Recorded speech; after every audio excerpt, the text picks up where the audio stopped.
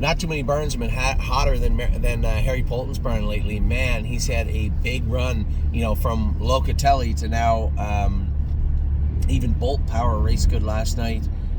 Almost there, boss. Century Invictus, both winners the other. We're going to get right into it. Harry's barn is firing right now, and a lot of horses still on their way. So we'll start with Almost There, boss. Maiden breaking victory the other day, which is exciting in the sense that he's still very, very, very green. Almost dumb, but there's nothing wrong with that. He's a likable horse, and impressed that he, James popped him out of the two-hole, and the horse on the front took off, and he was like, now what? He went back in, and then he came back out again and roared at him, and then he took off and got to the winner's circle. So it was an odd way to go about it, but you could see how green he was. But when push came to shove, late in the stretch, Almost There, boss, dug in and got the victory, which is very important. So congratulations to everybody that owns the boss. Arches Rainbow, our qualifier was not good, but that was easily explained. They chopped all that toe off her the day before the qualifier. I'm surprised she even trotted. So the fact that she had the mental fortitude to go out and do her work, even though she wasn't really in the right physical proper way to do it, meant a lot. It meant a lot that Arches Rainbow went the extra mile to get the job done. So, no, I think it's closed. The gate's closed.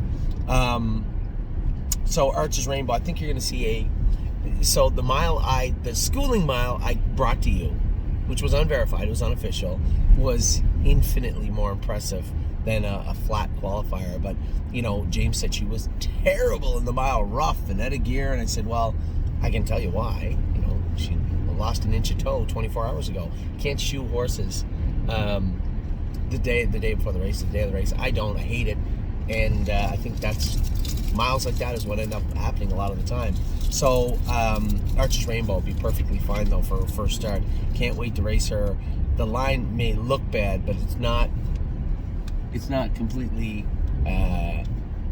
equal to where she is or where she's ready to go. She's ready to trot in 58 right now. So we'll see how that line looks. So see how she races her first start this week. I think Harry said he's going to put her in to go. Better Be Sawyer's actually in Dominic's barn now. Well, who did Harry get? Who's Resolute Bay? I'll make sure to talk about him. So Better Be Sawyer's in Dominic's barn. Should be racing Friday at London. Bolt Power raced good last night. Did I cut him loose early? I know losing our cover cost us the race, but could the horse have won if James was driving her? If I drove him differently, James was driving him, or I drove him differently, I don't know. I can't answer that honestly. All I can say is that he lost fair and square, but he's not a quarter of a mile plus sprinter. He's an eighth of a mile sprinter. If he is in striking range with horses he belongs in with, he's a winner 9 times out of 10 with an eighth of a mile to go. He can sprint hard, but he just can't carry it for over a quarter of a mile, and that's what I asked him to do, and he got beat. Brave World was very, very good. I said to Harry, there's no rush to ever get this horse back to the B-track. Keep in mind, if he's good and racing good, this horse won the Preferred 2 years ago in Ontario, in Mohawk, and there's no difference between the horse he is now and the horse he was then. I think he's got a bright future ahead of him for us. We've always had a lot of fun with Brave World, and I think that trend will continue forward in 2022. Century Invictus was great the other night, looked good. Not only did he win, but he pulled away to win. That's what you want to see. Merciless victories. That's what I want to see the horses put in, and he was very, very good the other night. Don't believe me? Just watch another winner out of the Harry Polton barn, a fan favorite amongst everybody here at the stable. I know that at one of these points in the near future, I'll be going in a claimer, and that may not sit well with a lot of people. It'd be fond memories of Don't Believe Me, Just Watch, but we have to continue to race the horses where they belong, not just for them, but for us also, and us and them, both of us. You have to put the horses in where they can do good for the horse's confidence, for the horse to do well, and then obviously for the stable.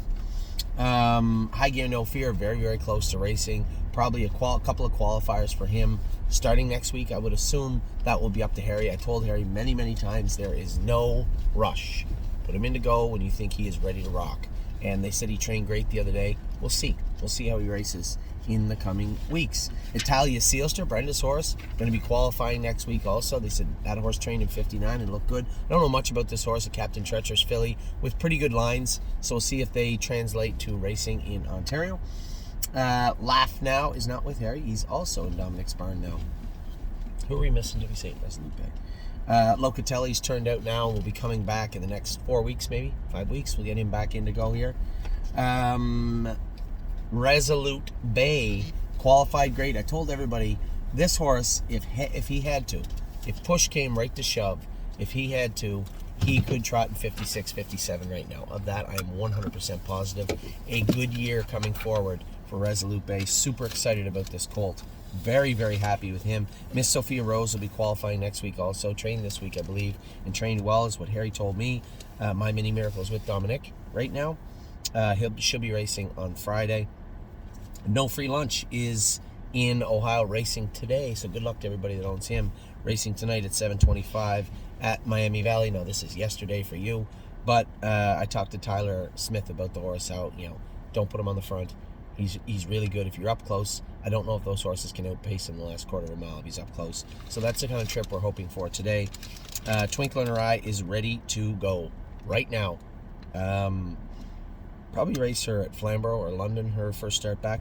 I think she'll pace 55 this summer. I don't think she's going to pace 53 on a regular basis. Maybe jump up once or twice and do that, but I think she's a solid 55 pacer, which makes her a pretty decent grassroots filly. That's what we're aiming for her. She'll be start racing this week at Flamborough or London. And Taiwan On, huge hopes for Taiwan On. I think she has got a very, very bright future. Harry loves his filly. He raves about her. I believe she's going to qualify this week or school. We'll see. No rush. Her first start will likely be the PA All-Stars somewhere in May, I believe. She got too much money and too many wins to race in those series at the Meadows, so we're just going to focus on the PA All-Stars coming up. I do believe, for those of you out there that know the PA, is she good enough for that? I do believe she is, but time will tell. We'll see. She'll be ready to go. And the other reason there's no rush, she's a non-winners of 2 filly with 2 wins. Fillies and mares 3. We have like 4 horses in that class right now, so she's hopefully about 3 weeks away.